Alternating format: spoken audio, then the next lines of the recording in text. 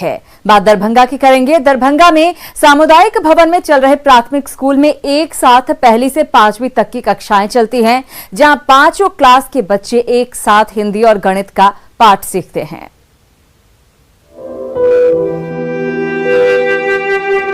इस कमरे में कभी गणित का पहाड़ा गूंज रहा है, तो कभी चिड़ियों की कविता सुनाकर खेल खेल में छोटे छोटे बच्चों को जिंदगी के सबक सिखा रही हैं शिक्षक।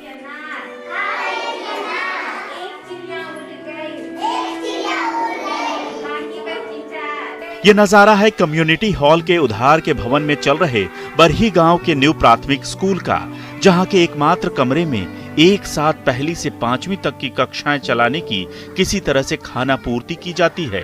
कभी पहली से 5वीं क्लास के बच्चे साथ साथ हिंदी का पाठ पढ़ते हैं, तो कभी इन बच्चों को एक साथ 1 से 100 तक का पहाड़ा याद कराया जाता है। रूम के अंदर सर 1 से 5 तक के बच्चों को सर पढ़ाया जाता है सर।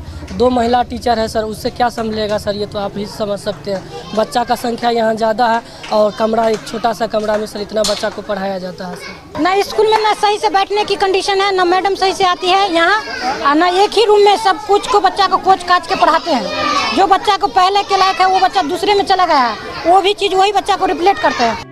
स्कूल भवन बनाने के लिए गांव में जमीन की कमी नहीं है, लेकिन स्कूल की बिल्डिंग के नाम पर सिर्फ आश्वासनों का घूंट ही पिलाया जा रहा है। ऐसे में एक ही कमरे में एक साथ कभी पहली से 5वीं तक की क्लास बैठती है, तो कभी क्लास के समय ये बच्चे स्कूल के बाहर खेल कूद कर समय जाया करते हैं। जाहिर है पढ़ाई के नाम पर बरही गांव के नौनिहालों के भविष्य के साथ खुलेआम खिलवाड़ हो रहा है। का कुछ प्रोग्राम होता है, पूजा हो जाता है, यहाँ ले लिया जाता है सामुदायिक भवन, तो हम लोग को खुले में बैठना पड़ता है। खुले में बैठने में परेशानी होती है, बच्चे सब को धूप लगता है, कभी बारिश का मौसम रहता है तो ऐसी स्थिति में स्कूल बंद करना पड़ता है।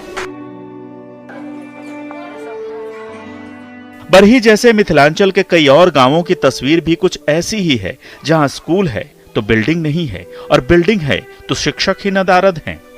ऐसे में नौनिहालों का भविष्य क्या होगा, बखूबी समझा जा सकता है।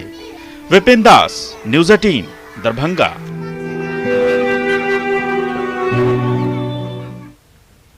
और इसी के साथ हमारे इस खास बुलेटिन में फिलहाल इतना ही, लेकिन न्यूज़ 18 बिहार झारखंड पर खबरों का सिलसिला लगातार जारी है।